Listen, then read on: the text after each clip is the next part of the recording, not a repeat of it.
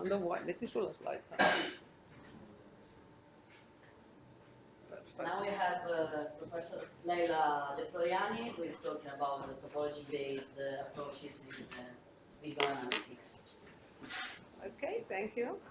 Thank you, Sarah. Hello, everybody. I'm particularly happy to be here and give the talk in this context with the PhD students. I have always been attached to that, being to this one thing I enjoyed most is actually being a coordinator of the program before, and interaction with the PhD students.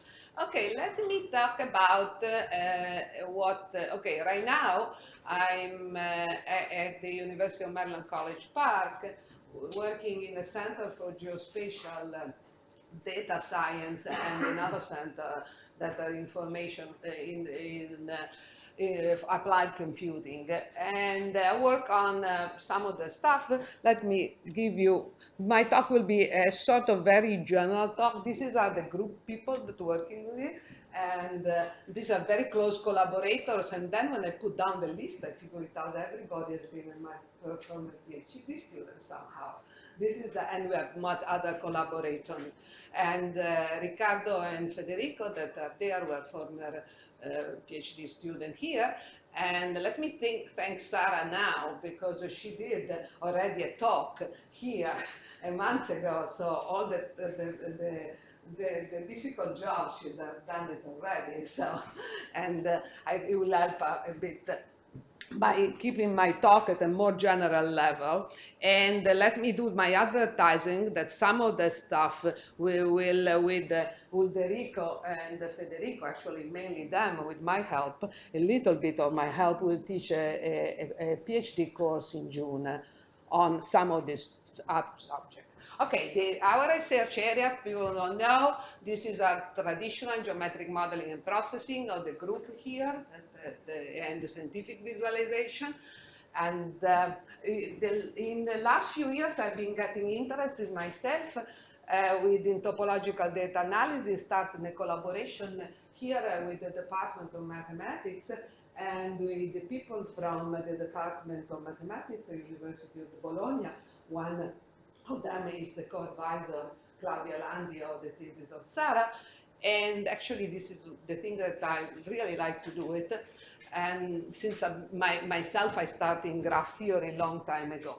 This is our current project in the St. More applied project that I've been doing, that I'm doing at in the University of Maryland, going back to terrain modeling analysis and actually even to visibility. I've been working on visibility. We have been working with Paolo Magillo for many years, and now actually we are starting a project with the NASA on illumination models for the crater of the moon, and some of the stuff seem to be useful.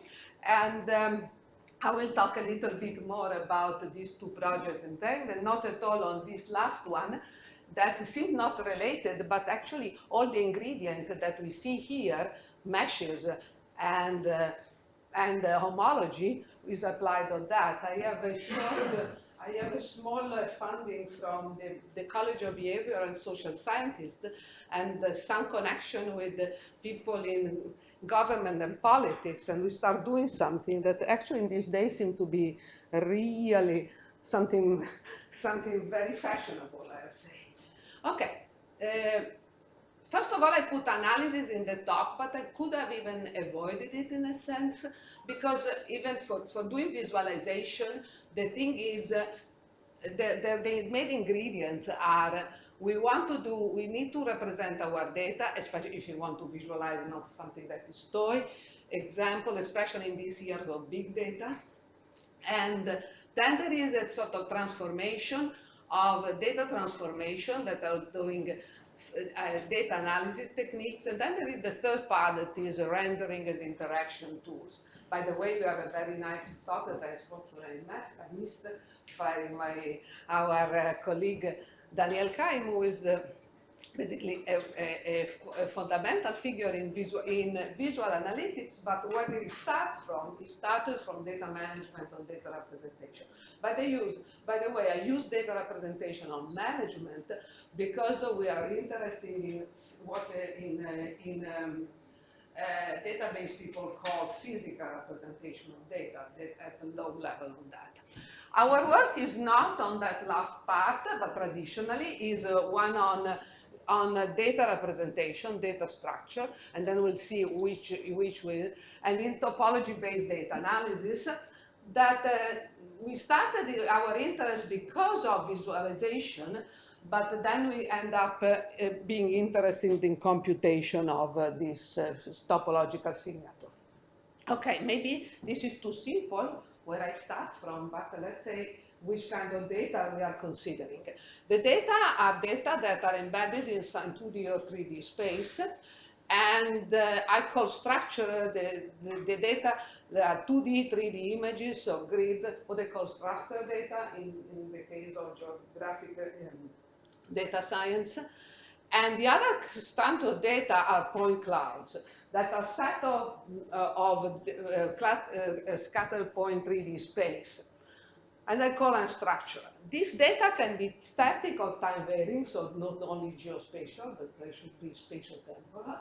So they work in time series, and they may have some attributes. Usually they have, they have intensity value, color, RGB color, or elevation for terrain data. Let's start getting into that. Magnetic field value, gravity for geological data.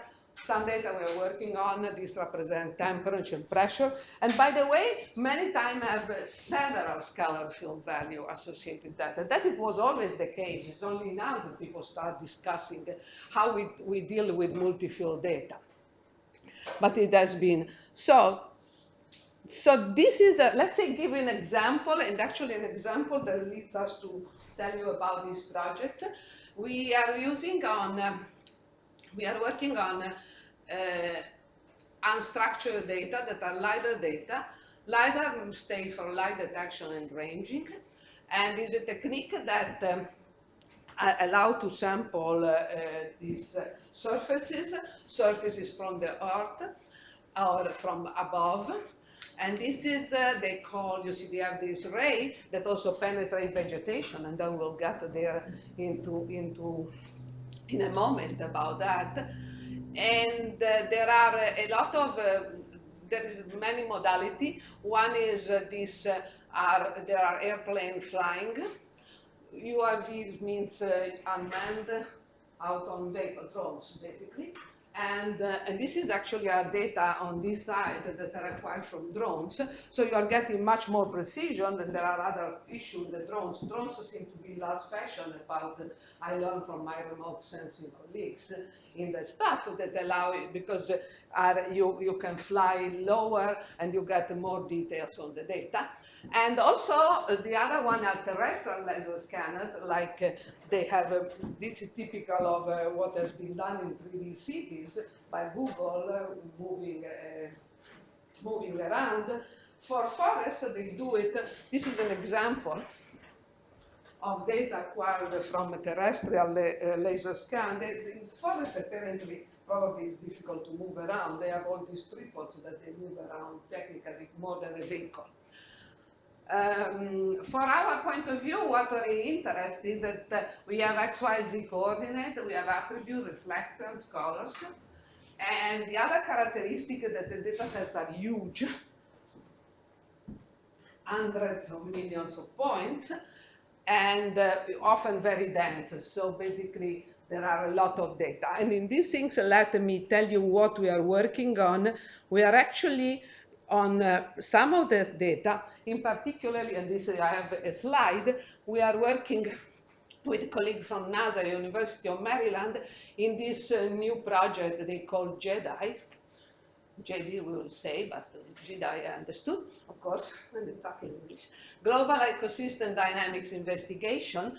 And the whole idea is having high resolution scanning obtained from above the earth from a satellite, and basically the data on forest or how the structure of the surface elevation, and not only forest. The major goal, is my understanding, is forest management, carbon cycling, and this is good that this stuff was funded a few years ago and not canceled, because apparently NASA is moving quite a bit towards space exploration, given the new US administration these days.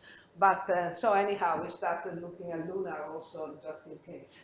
And the satellite actually will be launched in fall 2018, so everybody is very busy. And we have been working on terrestrial, because we just were doing some simulation of what will be acquired from GDI, and then also this this data will, this approach will also help sort of calibrating what we get from the thing.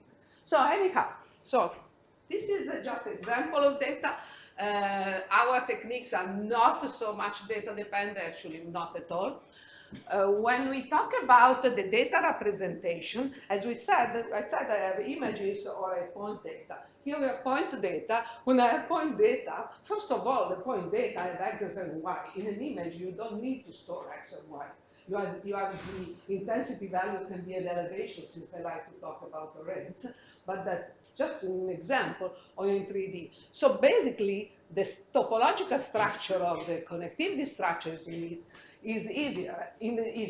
Anyhow, you have to, first of all, you don't have to store X and Y, so it's more information. And second, you have the problem, how do I find neighbors?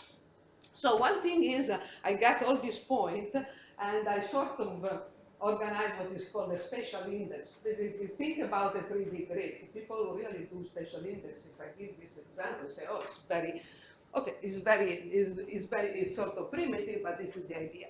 The other way is I connect the point with the triangle, tetrahedral, meshes, and so on. And as people know, our work has been always in that case. The problem is scalability, because, okay, we have the explicit encoding of point coordinate. We have explicit connectivity encoding, how they are connected. I don't even mention about constructing this. We need to be efficient in accessing the data, in even constructing the data. And we have scalability with the size and dimension of the data.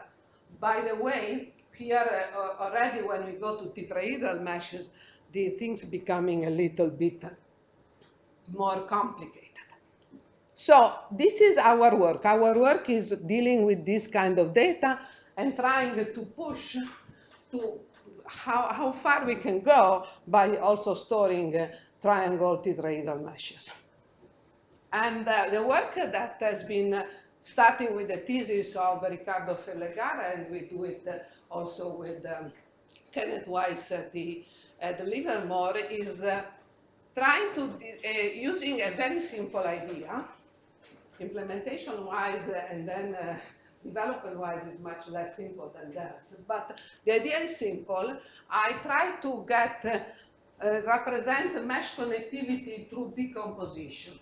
So what we do, the idea is based on what we call a stellar decomposition, that you take the points and you the vertex set, and you put into cluster.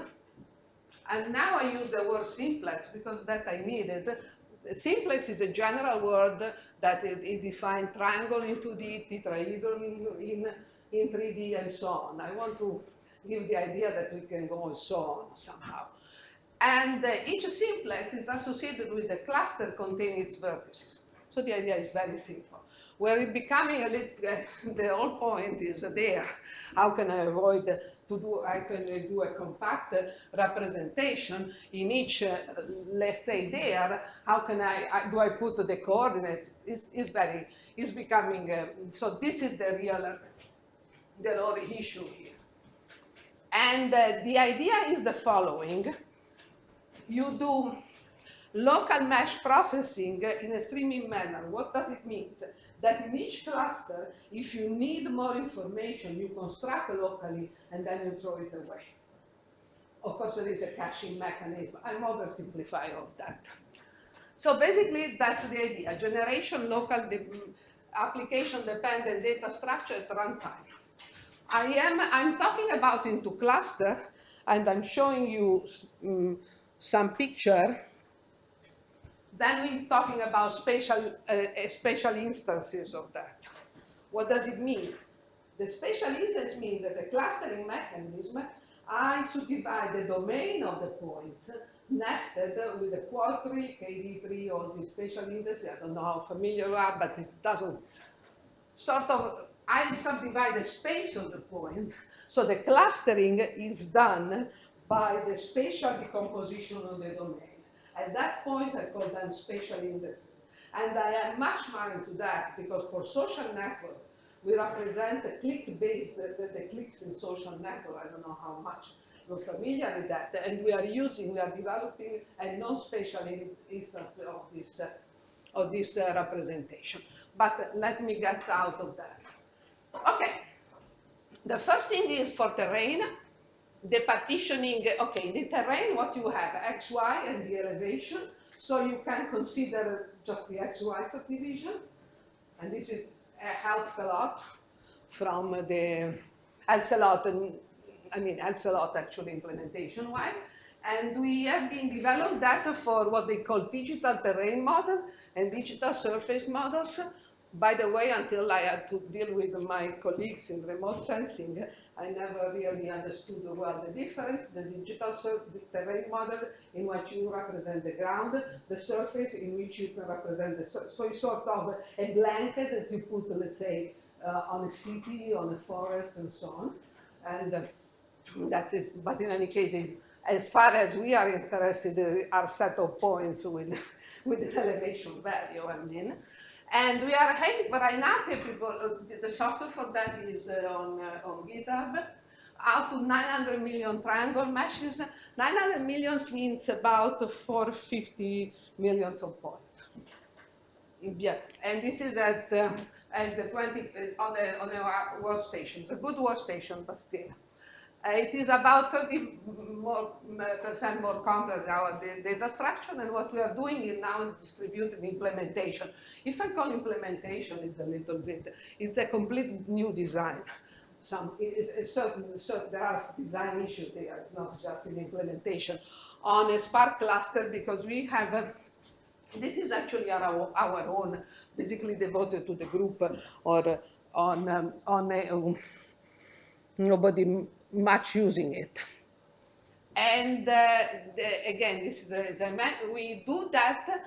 Also, we have been not only a development, but an implementation for arbitrary simplicial complex. So we are able to get, I have experimented about 30, 40 dimensions. So instead of triangle, the analogous of a triangle in 30, 40 dimensions. This is not very high for a machine learning person, for instance, because it's not 100 dimensions, but still, and then we're doing something. And the partitioning, okay, we don't care.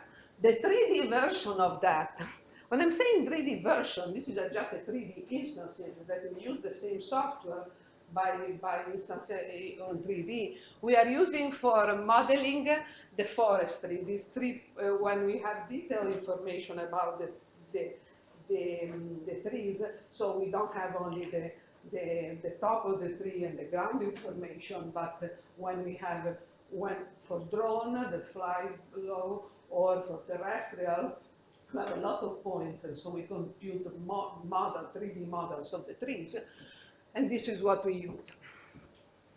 And actually, we have started doing for the social network analysis, and now we are doing an implementation. This is right now that is not spatial, so the clustering mechanism is different, but we inherited everything else.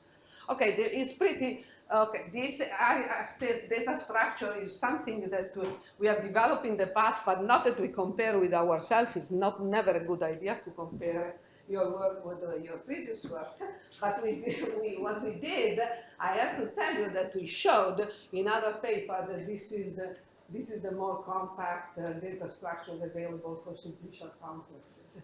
So this is sort of, and again, everything is on the public domain.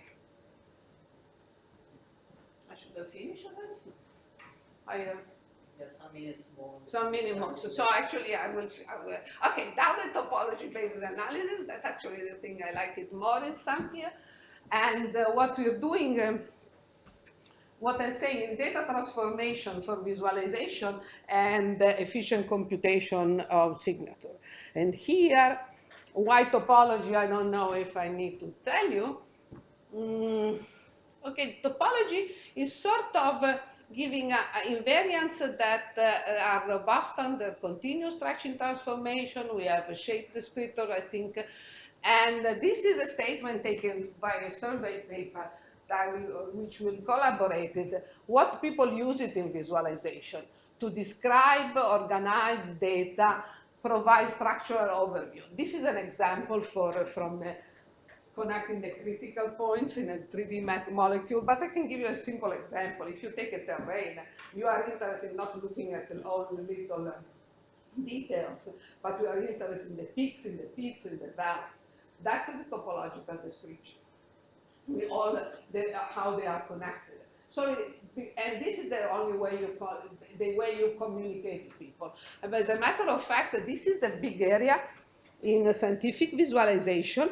The best paper in the last couple of years are all in this area. Topological data analysis is something new.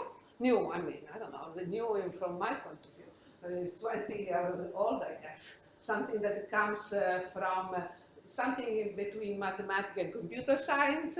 It comes from algebraic topology. And they've been, some algorithms are already in the book of algebraic topology. The problem is, if I can do on an example tiny like this, it will not scale. If people won't apply that, now that in the era of big data, that is the big ideas, being computational. Topological data analysis is combined with machine learning. I'm not exactly the person to talk to you about that because I don't know about machine learning, but enough. The whole idea is, there is a lot of research going on that because in somehow you get from the topological data analysis, topological information on which work now. There are recent papers on defining kernel functions because if you want to compare things about using, and I think if you heard the Sarah seminar, you may understand using TDA, you need to, all the machinery from machine learning is going to be very useful of that. But anyhow, things are moving up on this, in this area. Okay, I don't know, I mean, okay, the tools for algebraic topology, I think, I hope everybody was there. Okay, the fundamental tool is homology because it's computable. As I mentioned, in the basic books, there is an algorithm for doing that. It formalized in algebraic way. Basically, I characterize a shape. Oh, mamma mia, look at that. Oh, I didn't see that. Oh. It's our fault. Actually, with the picture that I inherited from you, Sarah, I got some troubles. I had another picture here that I couldn't figure it out how to put in my slides, but forget. Okay, I hope this is, anyhow, the big one, the torus here, the homology tells you that this shape is a torus, there is no material inside, it's empty.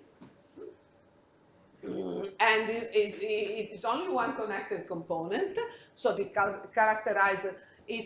has two independent loops that are the red ones, and that's one cavity, because I told you it's hollow. And so this is a signature, 1 to 1 is a signature. If I have two holes, suppose I have an 8 shape, will be 1 for 1, and so on. So it's already something. But the whole idea, if my picture will be visible, is persistent homology can tell you a little bit more. Let me put a function, and usually a very simple function, the height function. I try to see how the homology change when I do the sublevel set of the function. What is a sublevel set? If a function f, a sublevel set, are the set of points that are in the domain less or equal of a certain value c. So, and This gives us to something very nice that is called the barcode, or the persistent diagonal barcode, that tells you the length of this. They give you the idea how much they survive when I have a filtration. It's like taking a torus and keep on cutting along the z-axis. And I can give you a better of the slides. Another tool that seems to be not related but is strongly related is discrete Morse theory. It's pretty recent. It is a discrete version of smooth Morse theory. Smooth Morse theory is a fundamental one in the theory of the dynamic system. And this is a complete discrete version. What does it mean? That the same results that are in Morse theory, like Morse inequality and so on, are valid in the discrete setting. I don't know how much that things is. Okay, we said before that we have our value of the elevation, for instance, associated to the vertices. Here, in this case, in discrete Morse, they want to have a value associated to all the cells. Let's say also the edges and the triangles. It's not. I mean, and then there are other relation to if I get another approximation. Forget about the things. The thing is, when I have a function that in the smooth case that has derivatives, I can define a gradient. Here, there is a complete discrete concept of this gradient that is a collection somehow of adjacent pair of cells, in the, let's say that are vertex edge and edge triangles in our case, and so on. And this, if you follow the arrow, what you get is a gradient paths that do not contain cycles. I don't give you any idea of that, but it's just to, it's a complete, it's very difficult. Actually, this is a very difficult concept to get it, because we are used to look at on the smooth case. And then the cells that don't have any arrow, like this triangle here, this edge here, are called critical cells. It's very nice stuff. The critical cells correspond to the maxima and are in triangles. The maxima are the minima at the vertices in blue, and the saddle at edges. And this, and by following by considering the critical cells and their adjacency, we get this decomposition of that stuff. This is nothing that I expect that you could get from here, because the only analogy is something that is done in image, and I will talk about a bit. The interesting story is that the discrete Morse complex have the same homology, or rather persist, so the same property that the input complex. And now talking about computation. To compute homology or persistent homology, you have an order n cube process where n is the number of cells in the input complex. So vertices, edges, and triangles. Let's do some numbers here. If I have 1 million on triangle meshes, that the simple thing if you can have it. If I have 1 million vertices, I have 3 million edges and 2 million triangles. And then you do your matrices. And n is the sum of that stuff. And a million vertices is sort of ridiculous. We have a number if we go in the big data. So basically, the idea of this stuff, it is if it is X homology but many cells, we can compute the homology on the discrete Morse complex. And this is, we have done it for simplicial complex on high-dimensional data. This is a work by Ulderico Fugacci in his thesis. The number, in this example, the example of the input complex are from 6 to 10 to the 5 times the number of critical cells. So you have a bigger reduction. There in his thesis, Ulrich also showed that this is equivalent to other reduction mechanisms for the input complex and many other stories. But this is, so this is help on that. How can it help in visualization? And then in visualization, it helps because I have my terrain, I compute this gradient, I compute the critical cells, and I compute the Morse complex. And it gives me a segmentation. And it's a complete discrete approach, derivative-free, and I don't think I can even comment on that. But this is the basic idea. It's very similar to what has been done in image processing that is called digital geometry, digital topology. If you have seen their mode, the approach to image processing has been a signal-based approach that we're used to, and actually, and a complete digital approach. Why is this important? To deal with big data. I mean, if you have big data, this is computationally more efficient than doing anything else. So this is, I like it, but the reason why I like it is the second one. I mean, that the first one is very important.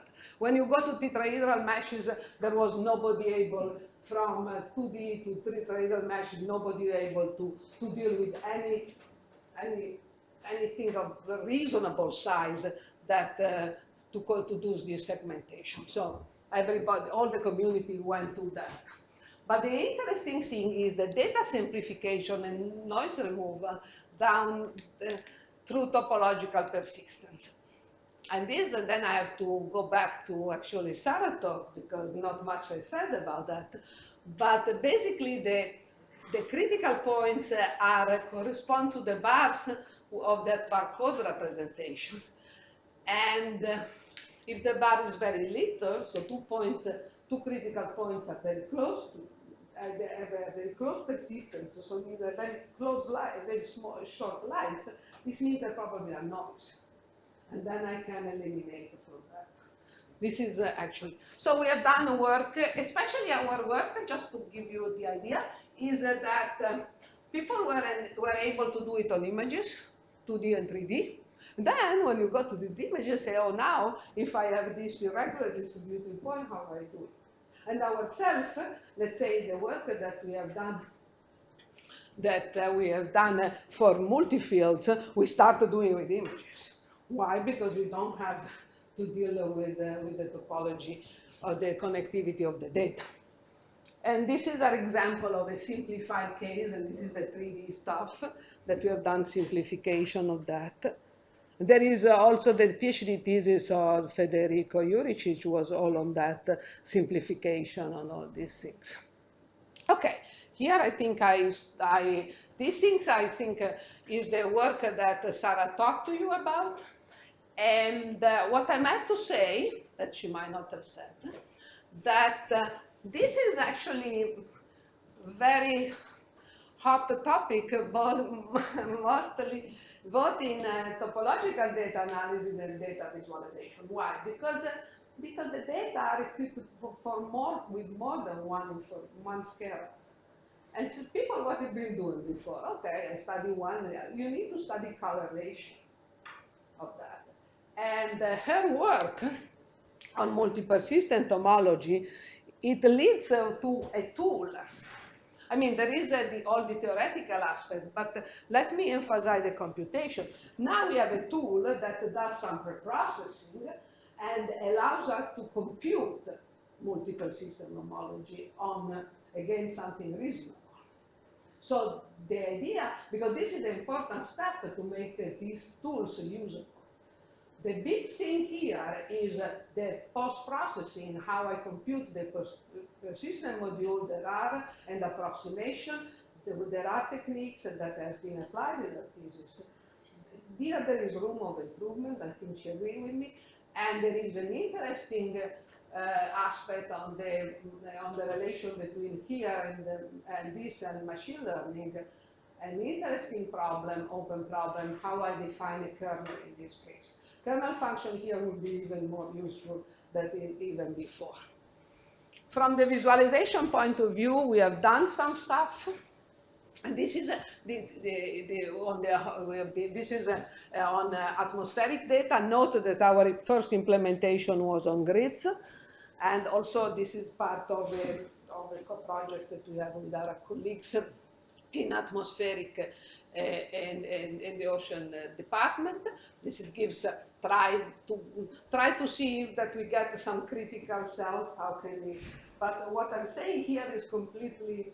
This stuff in the literature, this is how to compute these things, is completely open problem. Here there are even more open problem. Both, how do I define the critical cells compared to two or more respect to more fields? There is this notion of Pareto optimal in economy, but still this is huge amount of work and very interesting from application point of view.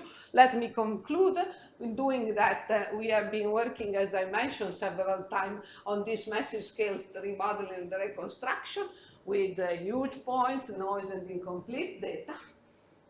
I mentioned about 3D stellars, but we also applying our persistent homology stuff in giving these data points that describe a forest. How can I distinguish a single tree?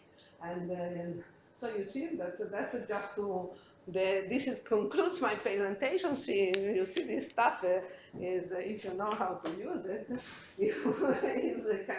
can be useful in a real application. And we're getting this is preliminary work, but we're getting in some interesting results. So that I'm done. Thank you very much. And if you have any questions?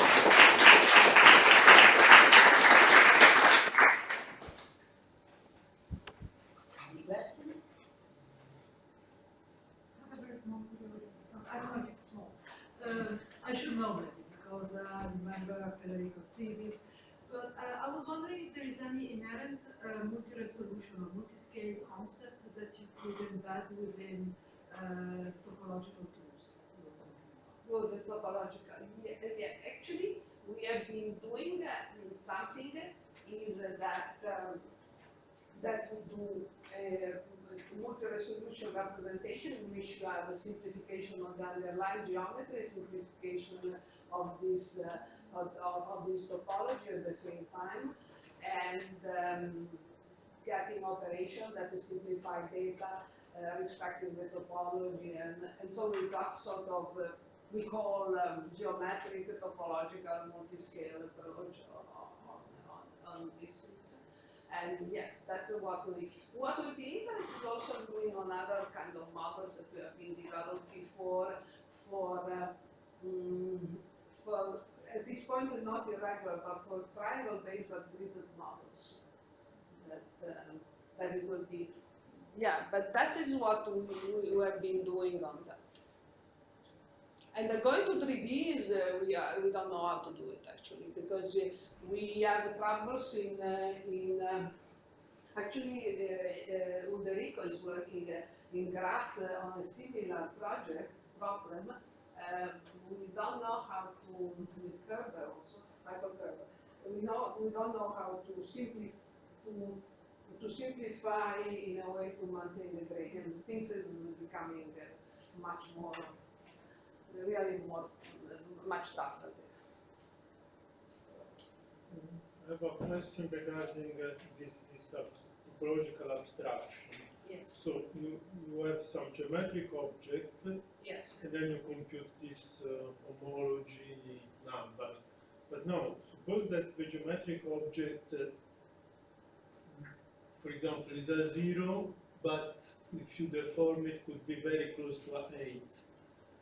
Exactly. So at some point, how do you capture the fact that maybe the two things are geometrically very similar, but exactly. The problem is pure homology. The homology is that one. The thing is, oh, this is 8 or something that is all sorts of a donut, I mean a torus, and it's becoming very small, the hole and so on. So it doesn't capture homology, the concept of shape, because our geometric concept of shapes. The idea of persistent homology is from my picture. It will be sort of an idea, a sort of that idea. So what am I doing? Suppose I just want, I don't even have a scalar field, but I want to study the shape, the homology of a shape. I can define some function, and I say how, and this is the big question mark, how on the shape, and study how these sub-level sets, they evolve, they change the homology. And at that point, let's say if I have an 8 like that, I will figure it out that the 8, if I chose the function, one thing is very small. One of the old is very small. One of the bars that I gave on this bar code is very small. And at that point, I say this is noise. While it is, the second homology is a real noise. You can ask me, how do you choose so okay, I can give you a nice example. So I choose this function myself, so to show the behavior that you like it. But in this case, when the function, I didn't emphasize here for the presentation, you choose yourself to study the shape, to study the homology with this persistent homology. The problem is how I define the function. Not only that, but this function, if you on the shape, it would be a way of comparing shapes, because I can compare this barcode and some things. But I say, what is a good function? And there is, it depends on which kind of behavior you want to emphasize. So anyhow, persistent homology started in that way. And let me tell you, this is also a thing I want to say. This persistent homology started as size theory and was developed by our colleague at the University of Bologna, only for connected components. Here we are looking at more stuff. And they have done application to images, and the application for 2D images was done by Alessandro Beck. And our colleagues there, even now, they always work on images because they said, okay, because the problem is I don't care about the connectivity at that point. But this gives it gives a little bit more information than homology. Is it perfect? No, because this crucial function. That is. And I like the terminology that our colleague in Bologna were using, that they call them measuring function. So just to not confuse the rest, the function could be given by the data, but I can also decide to define a function to get more information about the shape and compare two with the same functions, two different shapes, the 8 with the things. And this is measuring, sort of, because it measures some property. It's sort of way of pushing geometry into that. Is also. And maybe if we can define more than one function, if you figure it out and use the stuff and the multi-persistent homology in case. We should give even more. Because there are two functions, let's say, and gives you more view of the shape, better view of the shape. And this is all open problems.